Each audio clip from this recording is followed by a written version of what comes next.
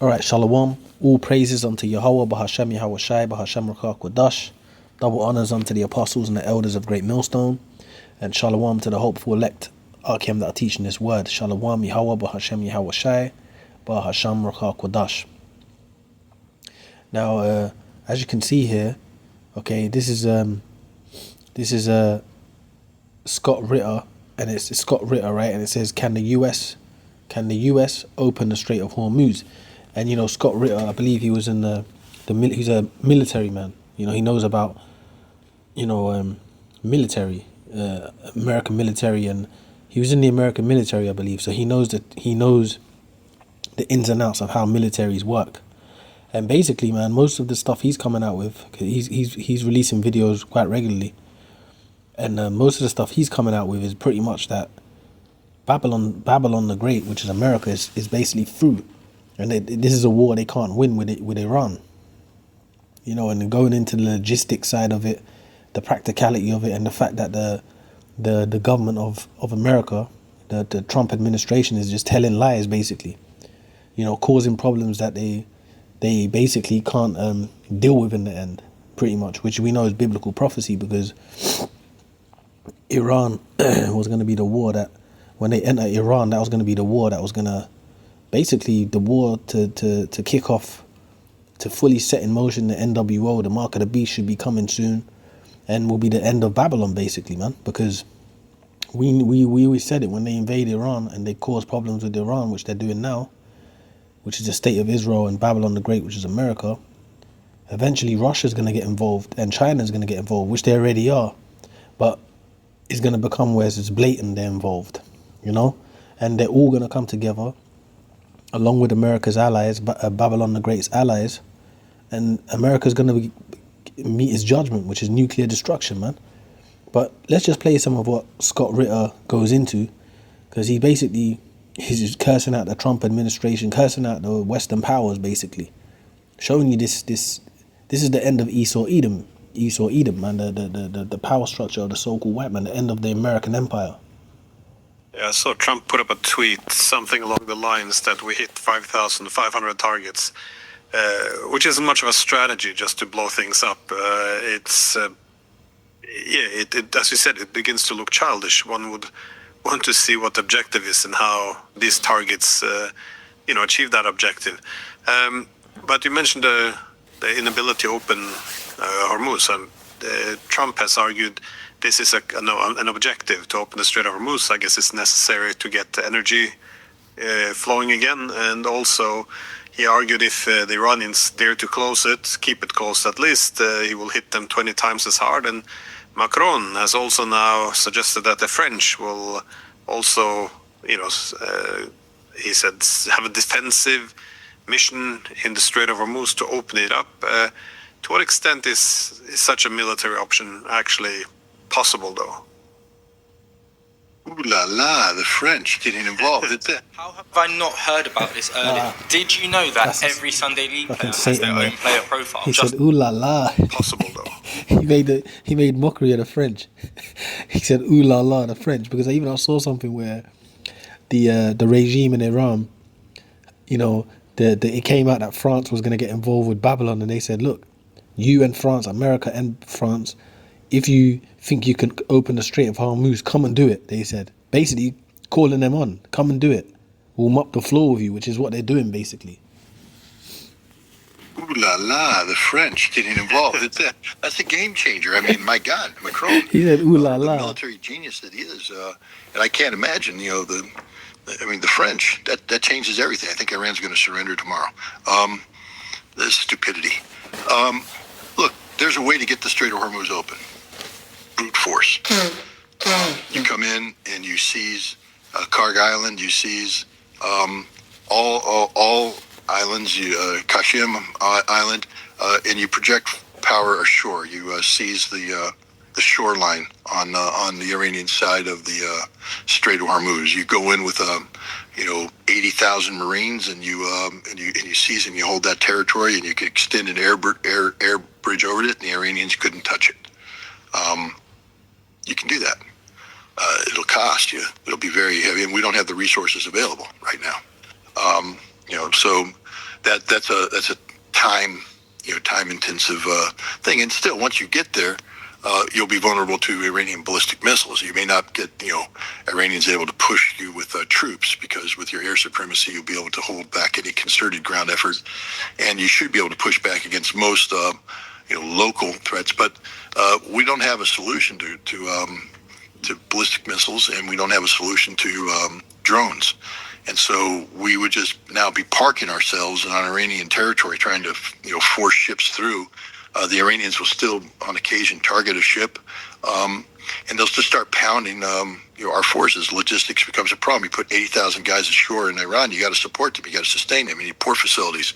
Those port facilities will be under duress. So and again, we just don't have the Marines do that.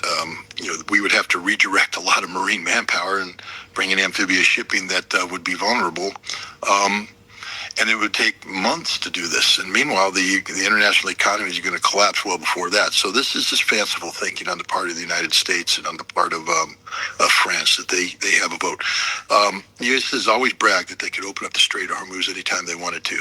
And the Iranians have always said that that's a pipe dream. And so far, it appears that it's a pipe dream, that Iran can shut this thing down. There's not a damn thing the United States can do to open it up. And the inclusion of France into the war mix, I think, only weakens the case for military, because France has zero military capacity that's meaningful, and French involvement with the United States would just complicate planning. So again, game, set, match. Iran. They've planned this thing out better than we have. The fact that we're sitting here talking about this at day 12 means we didn't consider it on day 1. Which means we're making it up as we go along. The Iranians are on their war plan. They are staying to their war plan. They've thought this thing through. John Boyd, a famous colonel, talks about getting inside the enemy's decision-making cycle. He talks about the OODA loop. I'm sure you're familiar with the OODA loop.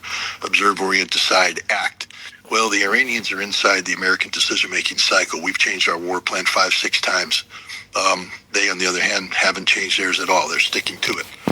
We are reacting. Well, yeah, he touches on the fact that, I'm not going to play the whole thing. You can check the video, but he touches on the fact that the Iranian regime has been planning for this war for 20 plus years.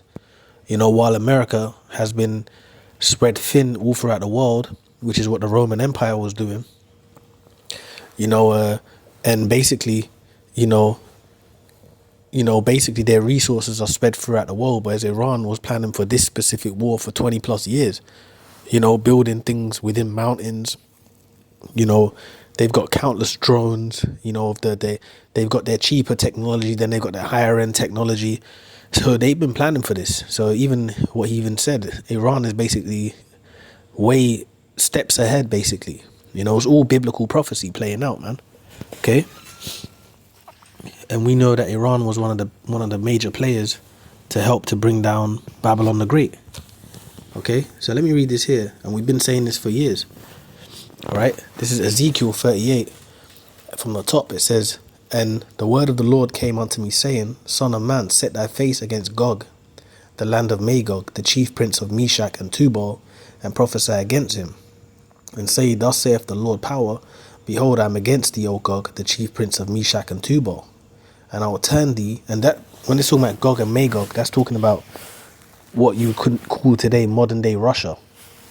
All right, because that was the land of Gog and Magog, which are the family of Japhet. But today, who sits in that land? The Russians, the so-called white people that call themselves Russians. Okay, that land today. Okay, so it says Gog.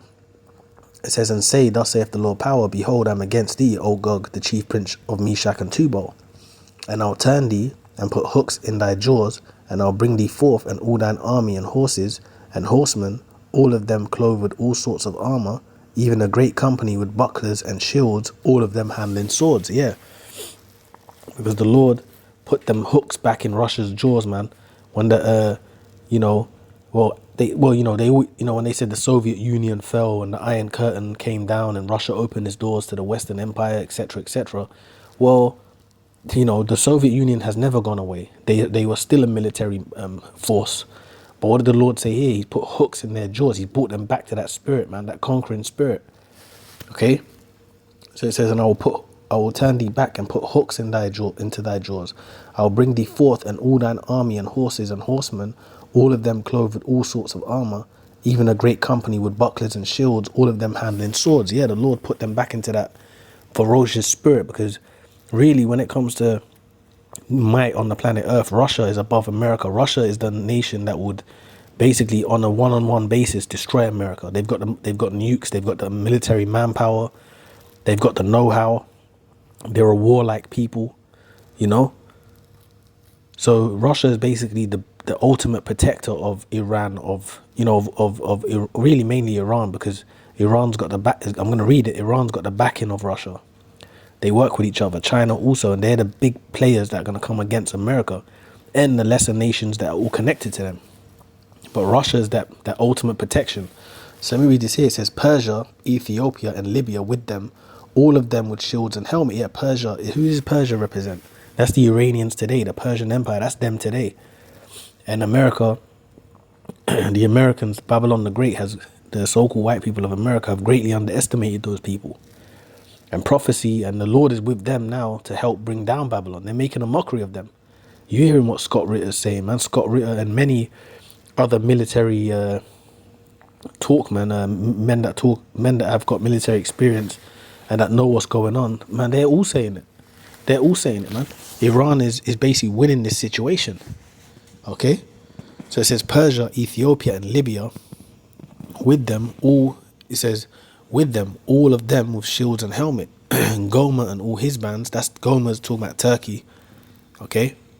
So Persia, Ethiopia, Libya, Gomer, which is Turkey today, and all his bands, the house of Togarmah of the North Quarter, and all his bands, and the many people with thee.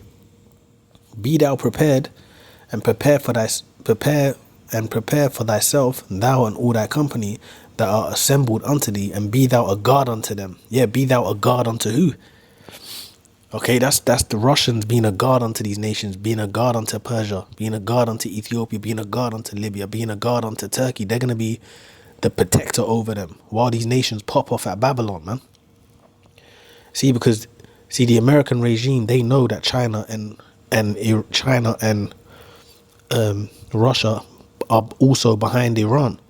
You know, they know that. So this is where this thing's gonna escalate. Okay, this is where it's gonna escalate. You can see the picture now. Okay, it says, "Be thou prepared." It says that's the point I want to get. It says, "Be thou prepared, and prepare for thyself, thou and all thy company that are assembled unto thee, and be thou a guard unto them. After many days thou shalt be visited in the latter years. Thou shalt come into the land that is bought." And that's it. That's what I wanted to get, basically. The be thou a guard unto them. So that's Russia is a guard unto Iran. That's why Iran's, they trade with one another. Even I saw something where it said Putin has sent out like a certain amount of medics to the Iranians, and medical instruments and, equipment to the Iranians during this war so far. And don't get it twisted, he's also sending out weapons. And I even saw something where it mentioned China has been feeding the Iranian regime logistics of American bases, etc., etc. Because this is where it's leading to. But Scott Ritter is going into it. Iran alone is wiping the floor with Babylon. They're making them look silly. They've closed the Strait of Hormuz, which is bound to spike up oil prices all throughout the Western Kingdom. You know what I mean? It's shut down trade, basically. All right? That's a very important port of trade, the Strait of Hormuz. Okay, and it's under the control now of the Iranians. Okay, and their regime. Okay, so let me read this here. There's another one I want to get. 2nd Esdras. So these are you have to remember the Persians are a warlike people, man. And they've been preparing. I saw something where it said, basically, bear with me a second. I saw something where it said that basically, since the Afghanistan and Iraq war, Iran was preparing for since 2003, they've been preparing for America to invade them. That's 20 plus years of preparation, all right, for America to turn on them. So they were building underground bunkers. They were building their nuclear sites are all in mountainous terrain that you can't get hold of. They were creating drone. They're increasing their technology systems. Technology systems of war, etc. So the Lord was doing all this, and now, all that preparation. They're making a mockery of Babylon, man, on a global scale. And you know what as well, another thing I keep seeing with the Iranian regime, whenever they talk about America and the governments of America, they calling it the Epstein governments. So that's a damn shame. That's a big shame on Babylon, man. Because it's come out all these politicians are part of the Epstein files, and the Iranians are calling it the Epstein government. So they're spitting in your face, man. They're making a mockery of Babylon, man. And we got the eyes to see it, the brothers in the truth. We've been saying this stuff, man. Through the spirit and power, of course, of Yahweh Hashem Yahweh Shai. We've been going into this, man. We've been talking about this. We've been discussing this. We've been, we're Lord willing, we're going to be vindicated, in the end, man. Because now you're seeing all these so-called upstarts come out of nowhere. We've been saying this, man. And, we're going to get our glory from the Lord anyway. But, it's just beautiful that these things are happening, all right? So this is 2nd Ezra 15 and 29. It says, where the nations of the dragons of Arabia shall come, and it says, where the nations of the dragons of Arabia shall come out with many chariots, and the multitude of them shall be carried as the wind upon earth, that all they which hear them may fear and tremble. Yet where the nations of the dragons of Arabia, it says, also the Carmanians raging in wrath shall go forth as the wild boars. That's talking about the Carmanians, is referring to the modern day Iran, okay, the Persian Empire, the Persians. Because see, Iran are Elam. Iran fall under Elam. Iran is basically Elam, like Pakistan, India, Bangladesh. They're all Elam. They were all the Persian Empire, but Iran is like the heads of them, okay? It says, also the Carmanians raging in wrath shall go forth as the wild boars of the wood, and with great power shall they come and join battle with them, and they shall waste a portion of the land of the Assyrians. Meaning they're gonna destroy basically the modern day Assyrian is the so-called white man, the America. The Carmanians, the dragons of Arabia, that's talking about the Arabian nations. Along with the Iranians, they're gonna help to destroy Babylon, basically, which is America. Okay, this is all future. This is all prophecy playing out now, but this is going into even more that's going to happen in these days to come, because America will be nuked by nuclear missiles, man. All right, that is going to happen. Okay, that is going to happen. But first, we do know that the mark of the beast has to come. But yeah, the Carmanians, that's referring to these Persians, man. These Iranians. All right. So let me read this here, actually. Let me just end it on this. Revelation 18, and I'll go from 2.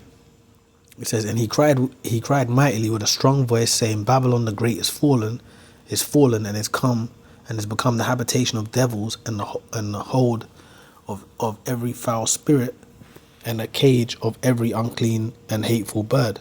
For all nations have drunk of the wine of the wrath of her fornication, and the kings of the earth have committed fornication with her, and the merchants of the earth are waxed rich through the abundance of her delicacies.